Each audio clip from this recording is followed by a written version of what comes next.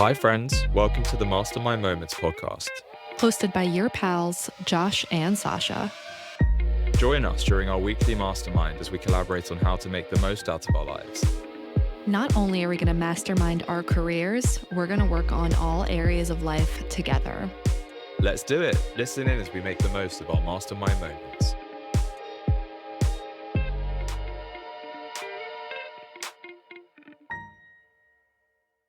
Hello. Happy Sunday. How are you? Hello. Happy Sunday. I'm good. Thriving, living. Thriving? How are you? I'm amazing. Life is great. Before we get into all of it, let's spin a wheel.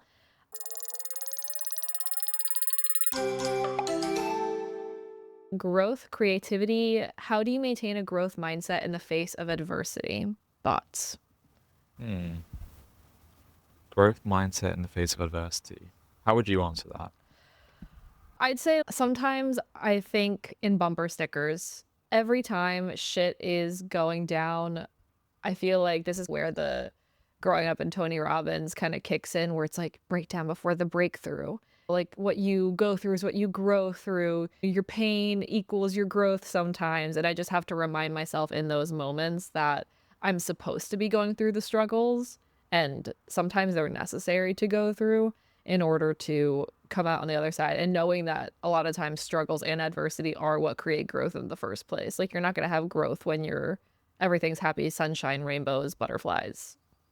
Absolutely. Yeah. I feel like you go through phases where sometimes you are basically a walking bumper sticker. Yeah.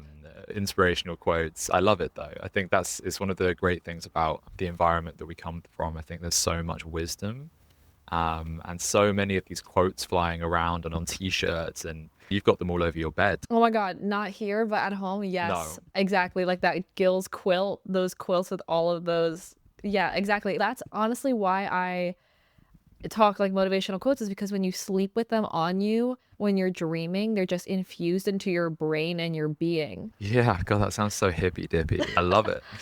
But yeah, no, I agree. I think for me, a growth mindset in the face of adversity, I think it's about practicing gratitude. Like it's the biggest thing. I think when you are facing something that's stressful or difficult or adverse, to be in that attitude of gratitude and just be constantly in a position where you can find things to be grateful for in everything, it makes such a huge difference. Like it doesn't make the adversity any less difficult in many ways, but I think it helps you maintain that, okay, this is what the goal is, this is what the target is, and this is why I'm doing it. So I think it really helps with the growth mindset, really. Yeah, gratitude's the attitude. Honestly, I feel like everything ever just boils down to, are you practicing gratitude at all? Really? Honestly, like it is such, honestly, like some of the best phases that I've been through in my life, like happiest, have been when I've been actively gratitude journaling like every single day. Yes. I think back to winter is a really difficult time for me, as we know, as the podcast and everyone listening well knows by now. Yeah. But the best winters, the most successful and like happiest Januaries I've ever had. One of them was, I don't know, probably 7 years ago, just before COVID, when I was practicing gratitude. I had a little gratitude journal, which was specifically for gratitude. And it was incredible. And I felt amazing. And then this January, I've been doing it almost every day since the 19th, since I got my new journal. And it's been a game changer. So it's huge. It does make me cringe a little bit though. I look back on, it's only been a month since I started posting on my page. Yeah. And one of my first reels was, I just didn't know how to talk to a camera at that point very clearly. Yeah. And I go, attitude is the gratitude. Wait, fucking hell. Gratitude is the attitude, my Yeah. friend. Yeah. And it's so, I just look at that and I'm like, what, bro, what are you doing? Come on. This is how I feel about looking at past content, period. Like anytime I just look at past content, I'm like, cringe. But that's the whole point, is you put the cringe out there and then the cringe gets better. Exactly. And you can see how far you've come.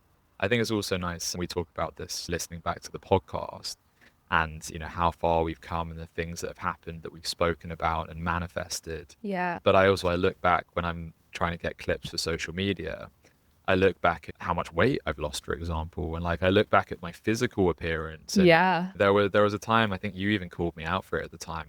You didn't say I looked homeless, but I did look homeless. But I think you said I looked scruffy or something. And I look back and I'm like, what was I thinking? How was I like? How did I think it was okay to go on camera looking like that? Yeah, but that's the other thing is like we didn't start pulling social clips until later. So it's, oh wow, actually I should put in Exactly. a little bit of effort so my appearance, Right. I don't look like a homeless person. I the same way though. It's like sometimes I'm just showing up with nothing, just like whatever. And granted, I don't really care if I'm have makeup on or not, or like what how I'm like I care about how I'm presenting myself, but when I'm sitting here chatting with you, I don't care. But now that I'm like, oh man, we're actually posting this on social, like I should really. Yeah, but you always look great. At least you don't have a homeless beard that comes out when you're when you're not looking after yourself for a while. Yeah, fair. No beard could always be something. It could always just be like rattiness. Can I So just make an observation? go ahead. For the first 5 minutes of this recording, I've made a few jokes and I've kind of like, and your face, I'm like, I was starting to question. I was like, why does she hate me? And then I've realized what's happening, and I Yeah. realized that I can't be making you laugh right now. So I'm I know sorry. I like can only smile to a certain degree, and it's like this is probably the farthest I can go. Yeah, I Y- noticed that. Yeah, Yeah, I and was like like, if it's really bad, I gotta hold my face down so that yeah, yeah. But I'm oh damn. it's been officially a month since surgery today, so hopefully I'm gonna be able to emote more and more. But I can feel it when there's like tension on my face and on my nose, and it's a little strange to not be able to emote fully. And I feel like that's the reaction I'm getting from people. And you're my best friend, so you can call me out on it, and you can be like, why are you doing this? Oh yeah, you're not allowed to emote. But other people, they don't know me well enough to be No, like, of course. do you just not give a fuck? And I'm like, Just no, I'm beaming on the inside and so happy and like literally could not be better, but I'm just can't show it on my face. no, but that's fair enough. Yeah, Yeah. that's a good point, actually. It's difficult with strangers, but um, yeah. How are you? What have you been up to? What's new?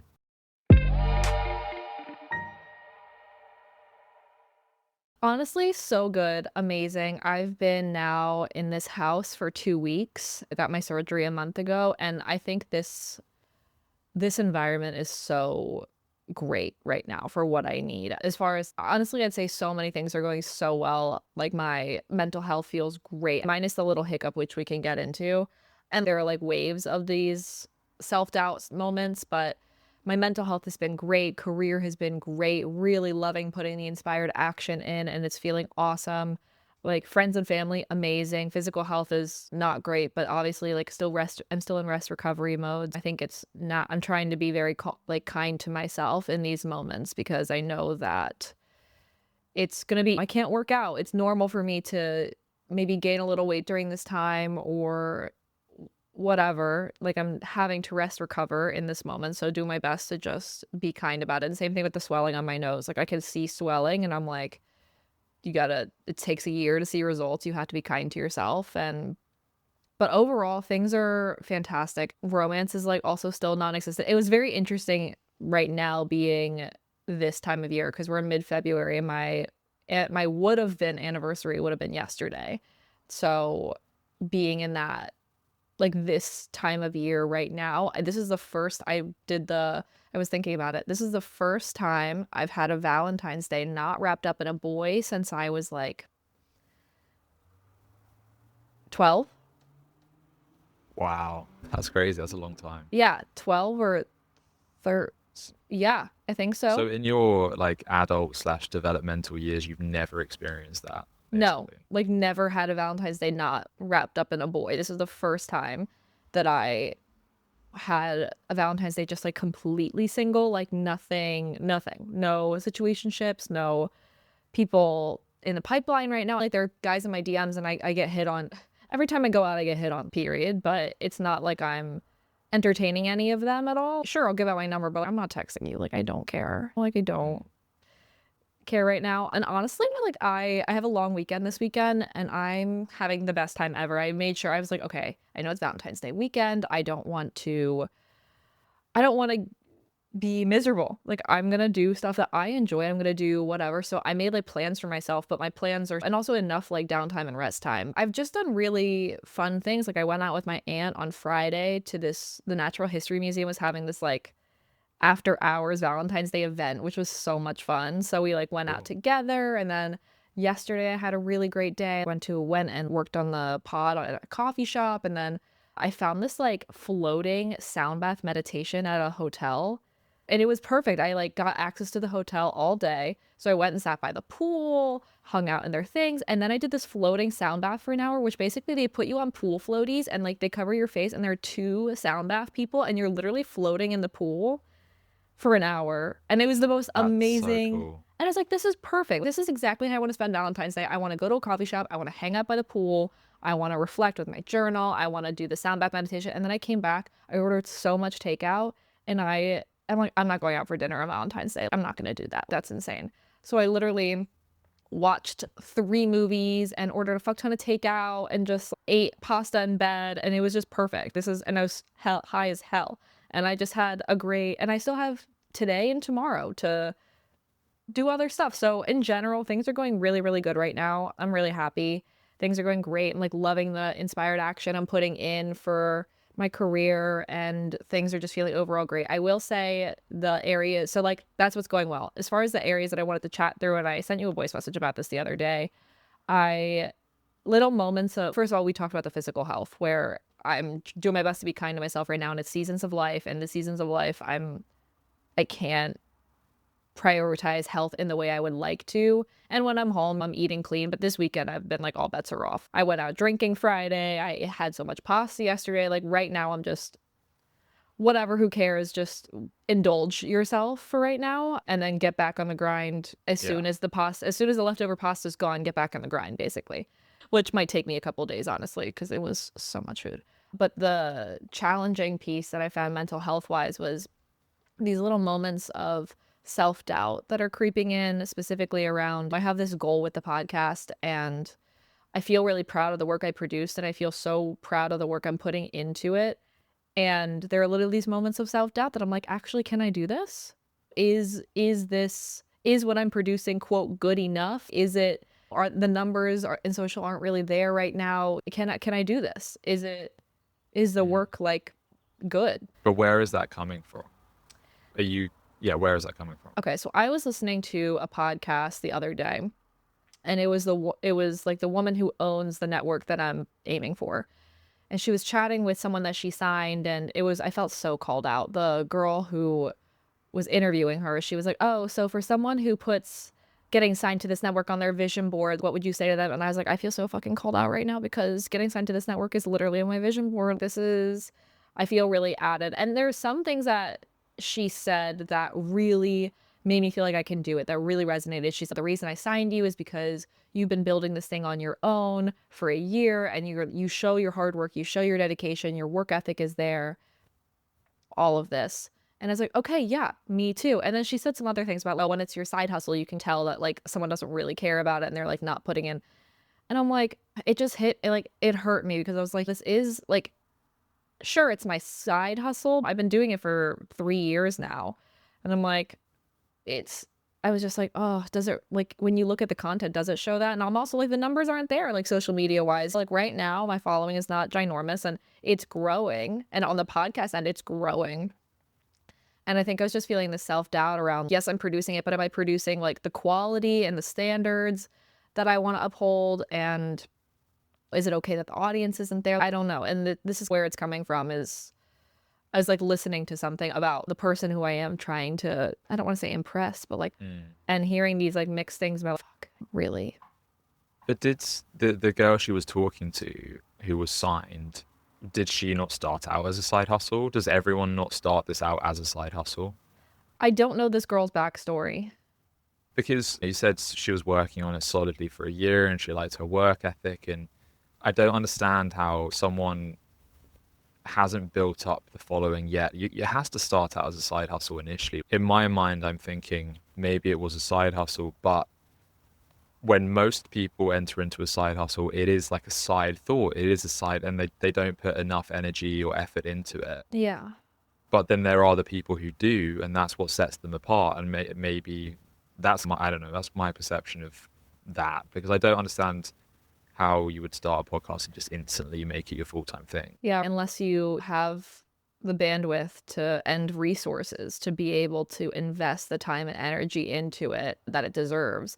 And I know that there are things that I could put into it, like the time and energy and effort that it deserves. Like I know that, and I know what I would want to do. And I know it's what I am doing right now because I'm in this kind of career sprint. I'm like, okay, putting in the work. So yeah, it just kind of it gave me like a self-doubt moment. But at the end of the day, I think yes, it gave me a self-doubt moment. And at the same time, the things that I'm doubting about it are things I'm actively working on. Yeah, the numbers aren't there yet. And it's something I'm working on, especially like joining that personal branding mastermind. I think that's going to help a lot with everything. I think that's going to help me like really create this like cohesive brand around it all. And I think the numbers are going to come. I'm just doing my best to, I don't want to make it about the number. I don't want to make it about the follower count or the view count or the whatever, because at the end of the day, it's not about that. So I don't want to make it about that. And at the So same time, yeah, go what ahead. is it about for you? Honestly, when I sent you those testimonials, when I sent you those testimonials, I sat there and I was like, even if nothing else happens and I just get a really good testimonial every once in a while, this is what's going to keep me going. I love like knowing that I'm making some sort of impact in the life of somebody else. And also just like the fun and art of creating something feels really good, especially that's something that's so aligned with my strengths and something that lights me up. I just enjoy the process of creating it and working on it, and it's fun for me. And I also just feel so much pride in myself to be like, hey, yeah, I've been working on this thing for 3 years and like this is what I have to show for it. And it just feels really good to put the energy and effort and love into something for so long. And yeah, it's the same thing. It's like I go back and look at the old content, it does make me feel cringe. And then I look at it I look at it now and I'm like, I even feel cringe at what I post now, and it's okay. And that's how you know it's time for a little refresh, time for a little change, pivot, because I want to produce something that I'm really proud of. So yeah, that's where I'm But at. I think that you have everything you just said is exactly the ingredients you need to make it successful, right? Yeah. You're not doing it for viewership, and at least at this stage, you're not doing it for the views and the likes and even the money. It sounds like you're doing it because you want to be emotionally rewarded, and you are getting that with the testimonials. Yeah. I think that's a key thing there is if you're doing it really genuinely for passion and for the love of what you're doing, Yeah. that's a hugely important thing. And then the other thing is you're putting the energy out there. And I'm a strong, strong believer, especially at the moment, in if you are putting the energy out there and you are positive about that energy and affirming the positivity behind that energy, you will get it back and opportunities will come. And I'm practicing this every day where I'm seeing opportunities arise because I'm feeling so passionate about the work that I'm doing and I'm Yeah. feeling so excited about it. And I'm putting the work out there and I'm putting myself out there. So I think that's the most important thing. My mantra this year so far has been put the energy out there Yeah. and trust in divine timing. It's Yes. hard to do though. Especially when you hear something like what you just heard on the podcast, where you're like, oh shit. But if you're doing the right things and you're working hard, everyone who has a side hustle or does a podcast as a side hustle and doesn't take it that seriously, there is going to be one person who does take it seriously and they are set apart from the rest of the group. Yeah. And it doesn't even have to show necessarily that it's a side hustle. People can see that the work that you're putting in and the quality of what you're putting out there, it wouldn't necessarily look like on the surface that it's a side hustle. Yeah. In some ways, no, and in some ways, yes. I think it's true. It's true. Just like I think with the podcast itself, it looks like it's not, but I think if you look at the social media, it looks like it does. But I think my point is more if you're putting in the work and you're putting quality content out there, especially with regards to the podcast, because I think, again, I don't really know the world of podcasts and getting signed and how that works. But for me, if you've got a quality product, which is the podcast itself, that's the Yeah. product that you're shifting. Surely that's attractive that's what's attractive for a label to sign, Yeah. because then they can work on the social media with you, because that's ultimately should be their expertise at the end of the day, because that's how they've built what they've built. Yeah, exactly. Exactly. And I think I'm definitely going to have support there. And at the same time, it's something this social media and adjusting it and rebranding it and building this world around it is something I'm going to be working on starting in 2 weeks anyway. Like, this is going to be a big focus of mine in the next 2 weeks anyway. So it's okay. Even though these things are not where you want them to be right now, these are things you're working on and will continue to work on. And that's totally okay. It's just okay to have the patience and just the patience to go and do. It's the patience. Yeah. It's like And patience, perseverance. But sometimes when you're in it, you're like, fuck. of course, and I think it's easy for your head to get turned, but you've got to keep your head clear on the path that you want, or at least the goal. The goal has to be in your head going, this is what I'm striving towards. Yeah. And failure is not an option. And as long as you believe yourself that you are doing everything you can to make that work and to make this quality and to put the right steps in place for you to get to that goal, then that's all you can do. Control the controllables. And if you hear something else that is out of your control, you've just got to focus on what you can do. Yeah, exactly. And I'm doing all the right things. I'm doing all the right things. And for the most part, my mental health has been great around it. I just had these like little moments, and I think that's going to be normal too. There are these little mental health hiccups where I don't feel great and self-doubt creeps in. And yes, I can be doing all the right things and putting in the work and putting in the energy and the effort. And self-doubt still creeps in every once in a while. But it's have to remind myself, number one, be gentle and kind to myself because I am doing the right things. And number two, patience and perseverance. And you can clip that for social. There you go. There you go. Yeah. Yeah, no, absolutely. No, patience and perseverance, that's it. That's the key. Yeah. Patience to as long as you are persevering. And I think perseverance is the key word there in terms of it's one thing putting in the work and it's another thing not giving up. And when you hear things that set you back mentally, or when anything sets you back in general on this journey, you've got to keep going. You've got to push on. Yeah. And I've said this so many times on the podcast. I've said it so many times to you, but it's usually at that point when you're about to give up, that's when Yes. success is about to happen. I know you're not even close to giving up. Like, that's not a part of the conversation here, but Yeah. that thought, I think, crosses a lot of entrepreneurs' minds, and the ones that give up at that point, they're cooked. Yeah. The only failure I've is giving up, really. Yeah, exactly. I've read so many books halfway because I never finish books about successful business people, and the one I've just read, which I did finish surprisingly, was Shoe Dog. Have you read Shoe Dog? No. It's a basically autobiography from the founder of Nike, Okay. and it's incredible. But it's the story from start to finish of how Nike started and then became what it is today. Yeah. And it's incredibly inspirational because for so many years, we're talking like 20 years, Nike was a really struggling business on the brink of going out of business time and time and time again.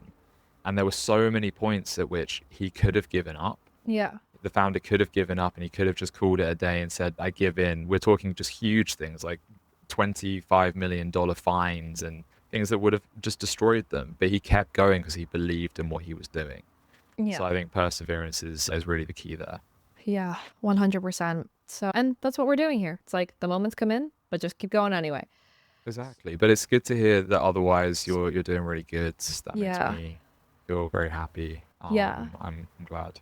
I say since I've been in San Diego now for a little over a month, and I think since being here, I've just felt great. It's been really good for my mental health to be in this kind of weather. I have community around me. I have space, time, energy, effort to work on my career right now, and things just feel overall really good. There are things that can always improve, but in general, I think in general, there's always going to be things that can be improved. That's the whole point course. of this life and podcast and whatever. But right now, I'm in a really good spot, Yeah. which feels And how awesome. much of an impact would you say that the weather is having? Would you say it's a very noticeable impact? Yeah, 100%. It's tremendous. Even the one day that was like cold and gloomy and gross, I could feel it in my mood. I could feel it in my mood. I could feel it in my energy. And at the same time, it was like, oh, okay. You got like a little rainy day. Okay, you can have a cozy little rainy day and just embrace that instead of, oh wow, beautiful sunshine, I have to get outside. But it's a noticeable difference for me for sure. Just like having sunshine and comfy weather to be able to go outside and enjoy the world out there feels so good. I Yeah. guess you would notice it particularly because you were on the East Coast before, and then you went straight from there to California, right? So Yeah. I guess that's like the polar opposite in terms of weather. Yeah. It was very, very noticeable difference. I was in the Northeast, which was really cold, and then I was in Georgia for a week, which was like mild and decent. And then I came out here and it was a 180. Just 180. I feel had been feeling great since being here, and yeah, the weather helps a lot, a lot. And what do you feel about in terms of, I don't know how much thought you've put into this because you've been focusing on other things, but about where you're going to potentially base yourself? Because I know there was the issue with work in the past about not being able to work on the West Coast, but have you had any further thoughts on that? These conversations, I no, I haven't, and I have no plan after April 1st, really. I have general ideas and general plans about, okay, like if this happens, I'll consider this. If this happens, I'll consider this. And at the same time, I'm so aware that I made a plan about what I wanted to do this year and it changed completely. And now there's really no plan, and maybe it looks different than how I anticipated it looking, and that's Mm. okay. But no, I haven't really put a lot of thought into it because I also haven't had a conversation with my work yet beyond that, those like initial conversations about like, how is it going out here on the West Coast? I've been here for a month. Is it impacting my performance at all? Which it's not. And I have some ideas about what would it take for me to consider moving back to New York. And it's not something I want to talk about on here, but I do have things that if were offered to me, I would seriously consider it. And also I'm open to something flexible. Like, it doesn't have to look like being in one place. It could look like still bopping around, but in longer stretches of time and basically continuing to follow the sunshine. And I'm flexible right now and I don't have a plan. And at the same time, I also know that right now in this time, magic is being conjured. Like I know everything I'm putting in, it's like my input's equaling my output right now, and everything I'm putting in right now is gonna be very telling very, very soon. And I can feel it. Like I think this next month and a half is, I don't want to say critical, but I can feel that there's like magic being conjured up.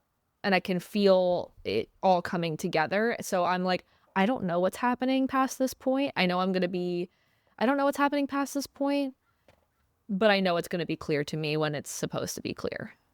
And that's a beautiful feeling. That's such a nice feeling to know that it's just a good headspace to be in. Yeah. It's a really nice headspace, in Yeah, fact. exactly. Like, why make a plan? Because it's like I had a plan and I was excited about it, and that plan is not happening. So I Yeah. know something is in the mix right now. Something is happening. Yeah. Yeah. Yeah. But just to feel that to feel that way is really, and it's a nice feeling is a weird kind of certainty, even though there isn't any certainty. Yeah. So yeah, no, it's good to hear. Like I know things are gonna work out location wise, and I know I'm gonna end up where I'm meant to. So that's that. Exactly. How are you doing? What's going on? What's happening?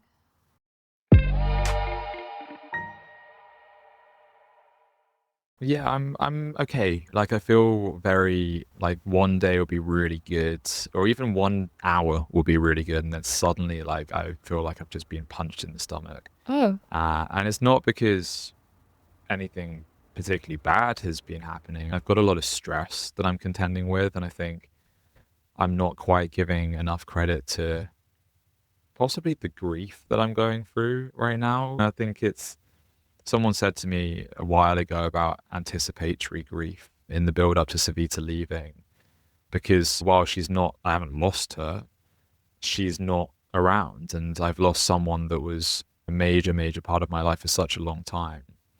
So I think I'm struggling with that. And I think the different kind of stages of grief are showing up. I'm going through all of them. One moment I'll be really angry, and another I'll be in denial and just okay with it, or just everything, or really upset. And it's tough. Like it's been a real emotional roller coaster.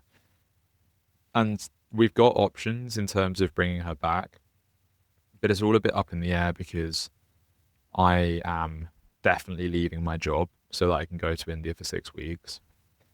And in order to apply for a visa here, I have to act as her financial sponsor, which means that I have to prove that I'm in employment and earning a certain amount. And I don't currently have a job lined up for when I come back from India. And we would be applying then for this visa. We'd be applying like May, June. So that's all a bit up in the air and stressful. Like I just don't know what is going to happen there. There's a huge amount of uncertainty, and I'm trying to just trust in the process. And but actually, I can't really do that because it's more a case of this is in my control. Like I have to do something about this. So that's tough. And I think just emotionally, it's really like mental health wise is really suffering.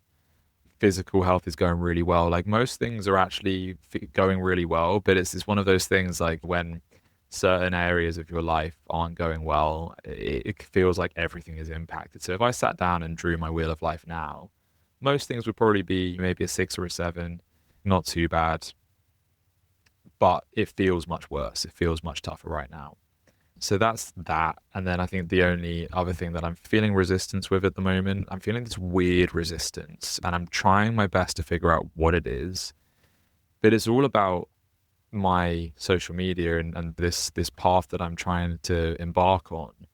And I've been posting things. I've realized that my story is selling.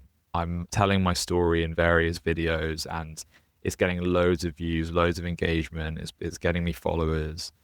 Um, but then I've been questioning whether I think we spoke about this briefly, but like whether I should really be putting this content out there. And I spoke to my mum about it today, and she was saying, hold a lot of it back. There are some things that if I come out and say them, and even the story that's the first one that kind of went viral, um, that could make me unemployable. If I in the future go for a corporate job that looks up social media, yes, it doesn't have my real name technically, but it's very clearly me, quite a distinguishable voice. So I have suddenly have this fear about making me unemployable. And in which case I have to make this work. And in my head, I'm just desperate. Like failure is not an option. I'm so set on this. But there's this weird kind of feeling, this weird sort of like again, like it's like a gut wrenching feeling in my stomach that's just like twisting. And I don't know where it's coming from. I think I'm starting to build a decent follower base over Instagram and TikTok, and um, that feels good. It's good to see the growth there. But I'm now questioning: am I actually going to be able to make decent money from this? And yes, the goal here is really to help people, and I want to be able to help as many people as possible. But I also need to be making money from this. And at what point do I start monetizing it? At what point do I? I'm sorry, and when I do start monetizing it, is that going to work? Am I actually going to make money from this? And if it doesn't, then do I fall back into the traps of corporate? And it's just, yeah, there's a lot going through my head at the moment. I think it's just a lot of self doubt, which is interesting. It's very similar, kind of in a way, to what we were just talking about with yourself. Just this weird resistance, and I think just a lot of self doubt about, am I doing the right thing? I keep telling myself, I'm like, yes, I am. This is what I'm meant for, and I'm so excited about this. Um, but there are question marks in my head over whether this is actually going to make money and be successful. So, yeah, those two things I would say are the only things really taking their major toll on me at the moment. And then I think we spoke about this with was it with Michelle? Yeah, it was about lack of sleep, and that's continued. I'm still not sleeping, so I think that's also not helping. And yeah, so it's all happening mentally at the moment. Yeah, that's a lot to manage at the same time. And we had a chat about it earlier where, if your mental health is not great, doesn't matter, you know, what other areas are working or not working, your mental health is going to impact them. As far as masterminding through the sleep, I mean, there are a million hacks out there. I don't know if you've tried the line of pillows and if that's helping at all. Yeah, you've I tried did that. try that. Yeah, Magnesium. tried that. Yeah, I'm Yeah, sure you're trying everything. And I can understand how disorienting it is, honestly. And I think just doing your best to continue to hack your sleep in whatever way you can. Is it falling asleep or staying asleep? That's the It's issue. falling asleep. So I've always been a super, super sensitive sleeper. Yeah. And that's the big issue, I think, is once I'm asleep, I'm fine. But it is the falling asleep in the first instance. Every night at the moment, I'm ended up just rolling around in bed, trying to get into different positions, million thoughts running through my head. Yeah, it's tricky. Okay. So is if the thoughts thing is happening, I'd say how much space in your life right now are you creating for silence and stillness? I'm meditating every day. Okay. So I've meditated every day since the 19th. So yeah, I would say at least 10 minutes every day. Okay. Yeah, for still because it's like a lot of times the thoughts in our head that might subside if you create a little bit more stillness and space because then you can have stillness and space for your minds to like your thoughts to race in other times if that looks like doing some things in just silence with nothing Mm. beyond. But I also don't know how much space you're creating for that. Like a lot of times you can bombard with music or podcasts or whatever if you're doing something else, but do the dishes in silence, do tasks in silence, and allow your head to have some more space to just be going through all those thoughts. Maybe that will help. And then honestly, the falling asleep bit, it's tough. And I've experienced that before for sure. And it's difficult when you don't have another person next to you, especially when you're used to sleeping next to them. And my hack is not the best for it. And my hack is so specifically me as I fall asleep. My TV now is a sleep timer. And I fall asleep to Gilmore Girls like every night. Interesting. Okay. That sends you to sleep. Yeah. Or it's just that you've been falling asleep while watching it. No, I'll watch something I actually want to watch, and then when I'm ready for sleep, I take my contacts out, I put Gilmore Girls on, I put a sleep timer on the TV for an hour, so it goes through one episode and then a little bit of a next one, and I'm out in 10 minutes. That's so funny. Most people listen to white noise, you listen to Gilmore I Girls. do. I fall asleep to Gilmore Girls every night, and I love falling asleep to Gilmore Girls because it's also like I've seen the show so many times that for me it's entertaining enough. But I've seen it so many times. I'm not worried about figuring out what the hell's going to happen. If I'm putting something on that I have not seen before, I will not sleep because I'm staying up to figure out what the hell is happening.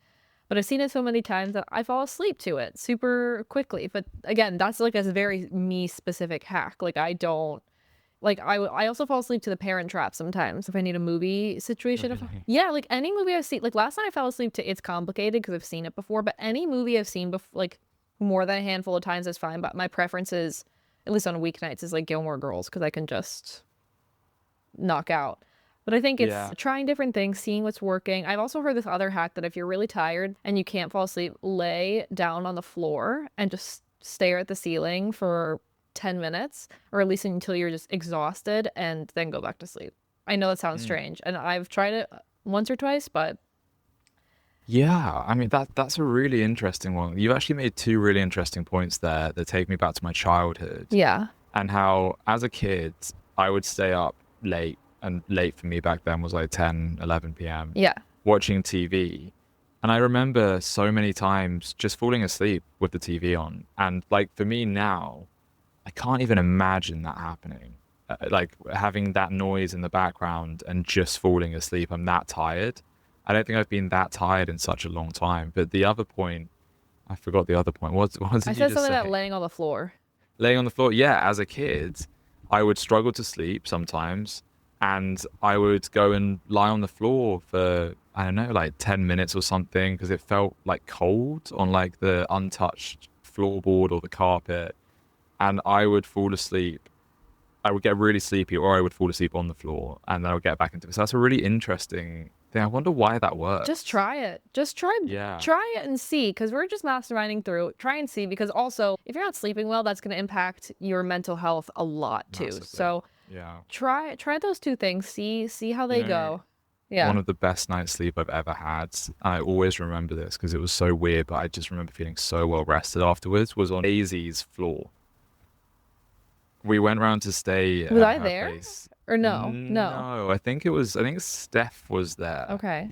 Steph, Lawson, Bella, and yeah, there was no space in the bed. Four of them were sleeping in the bed, And so I slept on the floor, and there's a photo of me on the floor with like my mouth just wide open as I was asleep in the morning. And I just remember sleeping so well. Yeah. Maybe I just need to sleep on the floor. Give it a shot. Like, why at least lay there for 10 minutes, see what happens. Exactly. That's what the don't Japanese sleep on the floor. Oh, yeah. I mean, they have futon situations where the mattress is like this thick. And Yeah. oh, that was such a disaster when I was sick in Osaka because I could feel the floor underneath me and must have slept for, I was in bed for 40, 50 hours straight. So it was pretty intense. Was it not comfortable? No, it was not comfortable. I like someone had an extra comforter that I like folded on top of itself just to get some extra cushion because it was like I could feel the entire floor every time I moved and I was like, I can't fall asleep. But no, just give it a shot. Try something because I think it's going to help the other areas of your life too. And also let's not discount the fact that you're going through grief, you know? You're going through grief and that's going to impact your health a lot and just allow yourself to process through that and feel that. And that's going to impact your mental health too. So, those two things are going to have tremendous impact on your mental health and be kind to yourself about all of that. The thing I'll say about the self doubt with the social media of it all is that this is something that we are both experiencing and for different reasons and in very different ways. And I think for both of us, it's the same thing where it's like this thing is going to work out as long as we have the right energy, the right input going into it. We know our why and we persevere through everything. Like, truly, the only failure is quitting. You'll go in, you'll do the thing, you learn, you pivot, you go in and repeat, basically. So, I don't have any doubt in my mind that this is going to work out for you. I have no doubt in my mind that this is going to work out for you. It's just a matter of, okay, putting in the time, energy, effort, and I think take some time for reflection to think about, okay, who am I as a brand and who am I as a person and what are my boundaries around sharing? Are there things that I don't want to share? Are there things that I know will share? And there are some stories, yeah, that are not great. And also at the same time, that's what makes people connect to you because you're vulnerable and you're authentic and you're sharing a very polarizing story. So it's like there are trade-offs to doing what we're doing, is that we do expose ourselves on the internet for people. And if people were to go Yeah. and to listen to every single piece of content I'm producing for the daily travel videos and all of my like both podcasts, if they were to go and listen through everything, they'd have a pretty extensive view of my life. Not everything by any means. Like there's a lot of stuff that I don't share online, but they have a pretty extensive understanding about my life. And that's like it's a trade-off. It comes with this. And it's okay, well, this is really important to you. And being vulnerable and authentic is a piece of that. Like, how are people gonna throw their credit cards at you if they don't like you, know you, and trust you? Yeah. No, exactly. And this is the thing for me. Like, I have really built already a really nice community around what I've been posting because I've had so many messages. I think I sent you one the other day. I've had a lot like that, just saying, man, your content is so inspiring and so nice to hear that I'm not alone and that other people have experienced these struggles and these are people who are active addicts and Yeah. they're going through what I was going through and they've seen this guy went through some insane stuff and now he's 4 years clean. And so I'm building that trust and I'm really building a really nice community from it. But I think, honestly, I think if there were no repercussions at all, from an employment perspective, I wouldn't even think about it. Yeah. Like I would just continue posting. I would post. There's one story I haven't posted yet, which is by far the craziest story.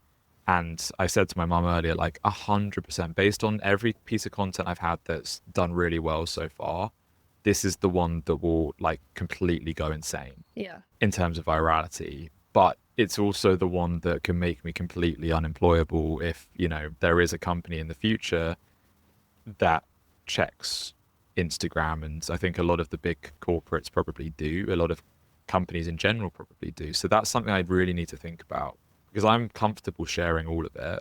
Yeah. And I want to inspire people and help people.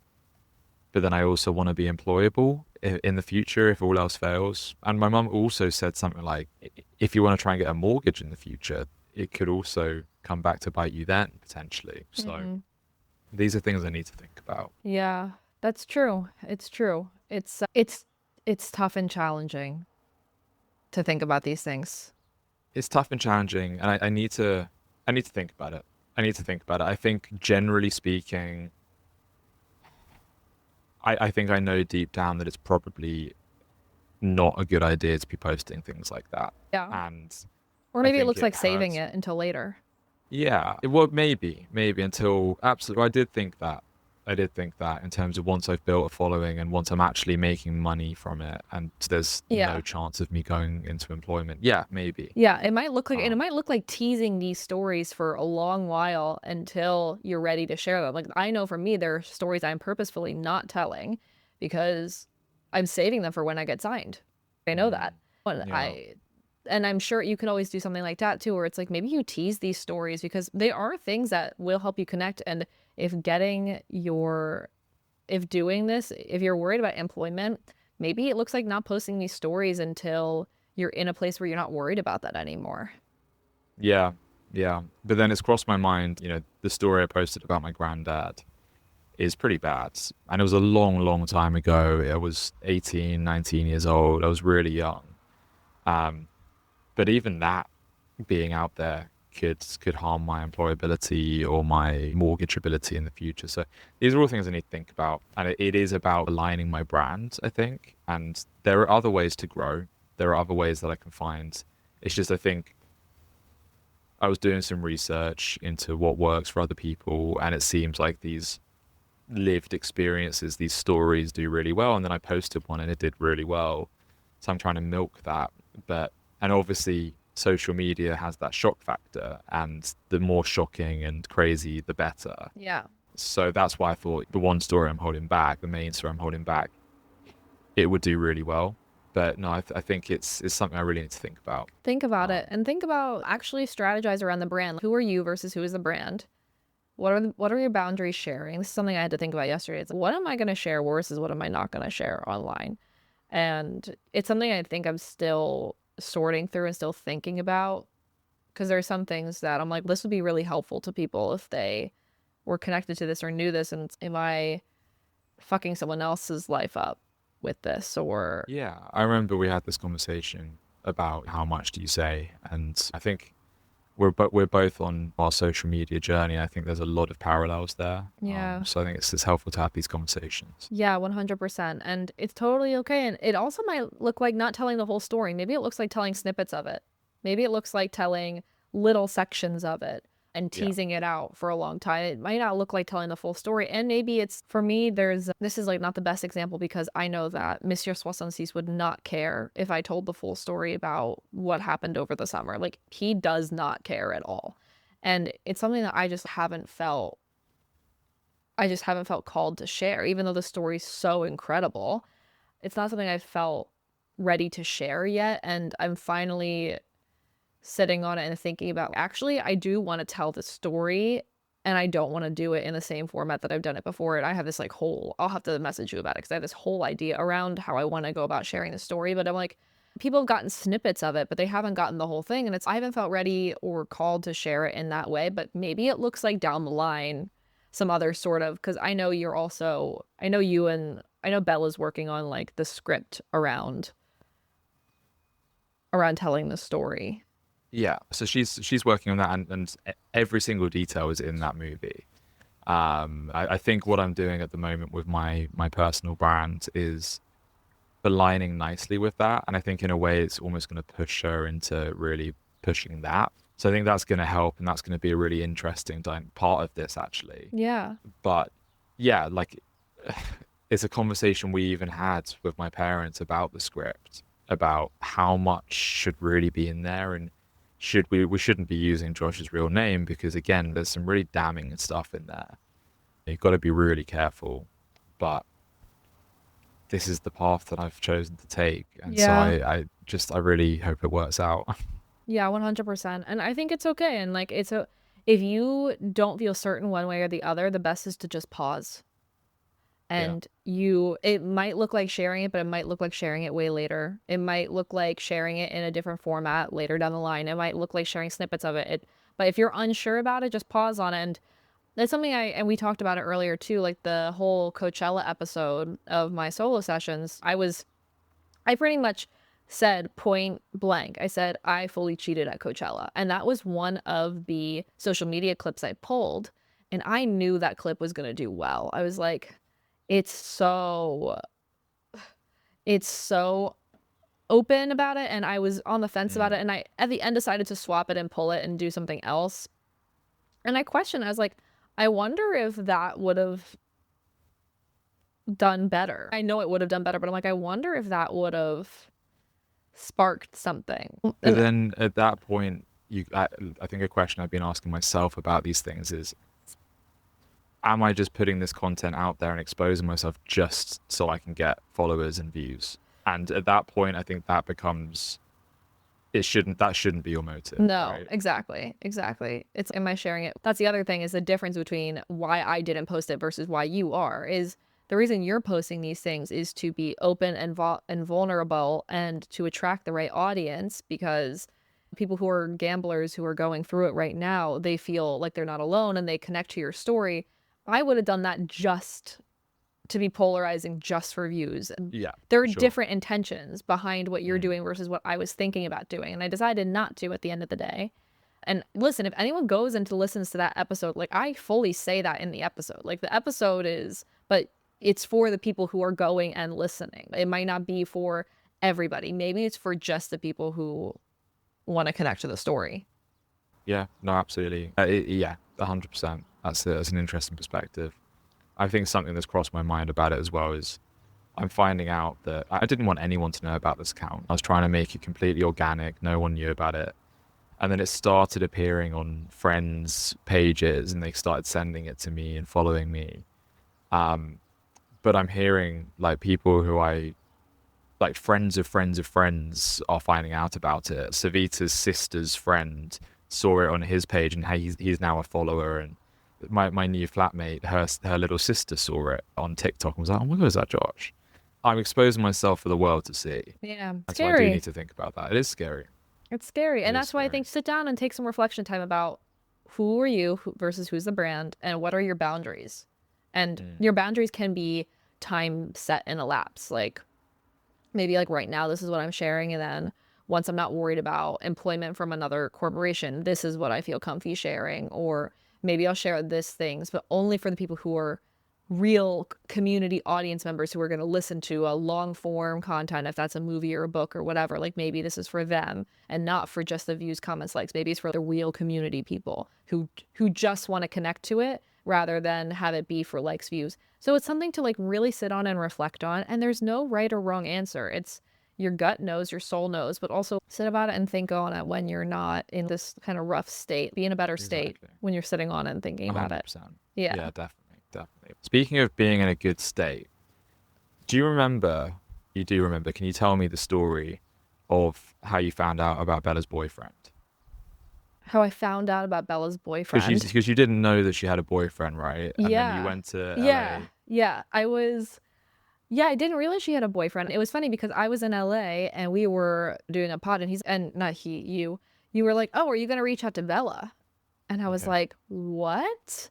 I totally forgot, because in my head, she's so associated with London that I just forgot she was in LA. So I ended up meeting up with her and I went to her place and I show up to her place and I was like, oh, who are you living with? Because it was very obvious it just wasn't her. She said, I'm living with my boyfriend. And I was like, you have a boyfriend? I had no idea. She's like, oh, I thought you saw it on social media. And I'm like, first of all, girl, I'm like not on social media. I am not looking at any of that. So if she's like, I thought I was being really obnoxious posting us all the time. I was like, I'm not looking at anything. So if I don't know in real life, I don't know. So yeah, it was pretty wild. And he was really nice. Met him. Yeah. So they're now engaged. Oh shit. They got engaged yesterday. A nice little Valentine's. Oh my God, I'll text her. So yeah, it's pretty exciting. And I guess if you're not particularly on social media, I wouldn't have known that. Okay, I'll definitely text her. Oh my God, I'm gonna write that down right now. Holy shit. Okay. Yeah, it's nice. I feel like my mum has been going through a bit of a difficult time. I've been going through a bit of a difficult time and not feeling the love. And it was such a nice thing. We got this call while we were out for a walk this afternoon, and she showed me her hand. She was like, look what Caesar got me for Valentine's Day. And I looked at it and I was like, oh, that looks like a really expensive Valentine's gift. That's crazy. And then I realized which finger it was on. And Yeah. but it was just nice. I think it was just a boost that the family really needed right now. Yeah. Yeah, that Wow. changed my state. Yes. Hell yeah. Oh my God. I'm so excited. I will message her immediately because I'm so excited. Oh, wow. Wow. Wow. Incredible. Okay. Wow. With that great news. Okay. We'll catch you guys next week on Mastermind Moments. Wow. All right. Bye. Finish with a bang. Finish with Bye. a bang. Bye. We hope you enjoyed this episode. Don't forget to subscribe, leave us a review, and follow along on social media. If you would like us to help you mastermind something in your life, please send us a message. We'll see you next week on the Mastermind Moments podcast.